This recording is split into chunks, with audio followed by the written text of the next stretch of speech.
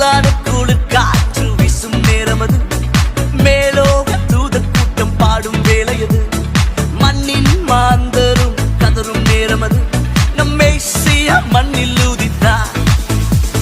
நட்சத்திரம் நடுவானில் ஒளி விளக்காய் சாஸ்திரிகள் பின் தொடர்ந்தாரே. வெள்ளை போலும் தூபவர்க்கம் அள்ளிச் சென்றே அர்ப்பணித்தார் அவர் திருமுன்னே.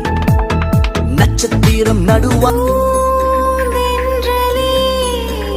கொஞ்சி பேசவா